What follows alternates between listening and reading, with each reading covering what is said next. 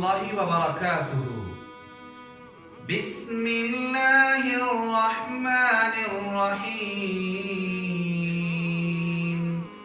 إياك نعبد وإياك نستعين.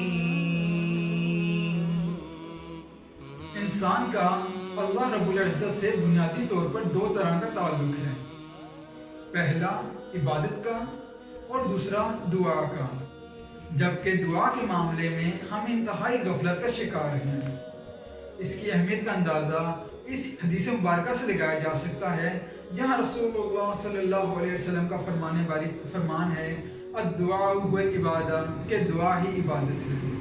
اور اسی دعا سے روح گردانی کرنے والے کو جہنم کی وعید سنائی گئی ہے، جیسا کہ فرمان باری تعالیٰ ہے وَقَالَ رَبُّكُمُ ادْعُونِي أَسْتَجِبْ لَكُمْ إِنَّ الَّذِينَ يَسْتَكْبِرُونَ عَنْ عِبَادَتِهِ سَيَدْخُلُونَ جَهَنَّمَ دَاخِرِينَ۔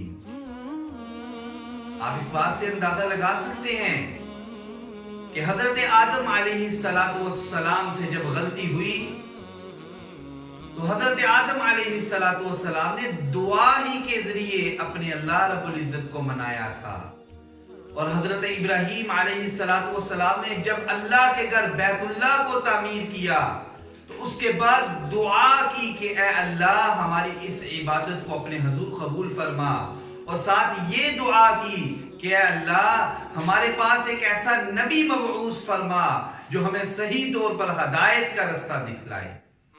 اس کے بعد اس کی اہمیت کا اندازہ اس بات سے بھی لگایا جا سکتا ہے کہ نماز میں اسے 7 مقامات پر لازم قرار دے دیا گیا۔ ایک انسان جس وقت نماز شروع کرتا ہے تو وہ اس کا آغاز دعا کے ساتھ کرتا ہے، جب وہ سورہ فاتحہ پڑھتا ہے تو اس کا آغاز وہ دعا کے ساتھ کرتا ہے، جب ایک انسان ساتھ قرات کرتا ہے تو اس میں بھی دعا آ جاتی ہے، ایک انسان جب سجدہ کرتا ہے تو اس میں بھی دعا شامل ہے۔ صحیح مسلم میں رسول اللہ صلی اللہ علیہ وسلم کا فرمان ہے کہ ایک انسان سجدے میں اللہ سے سب سے زیادہ نزدیک ہوتا ہے، لہٰذا اس دوران خوب دعائیں مانگا کرو۔ اس کے بعد ایک انسان جلسے میں بھی اللہ سے دعا مانگتا ہے، اور اس کے بعد آخر میں تشہد کے وقت بھی ایک انسان اللہ سے دعا گو ہی ہوتا ہے۔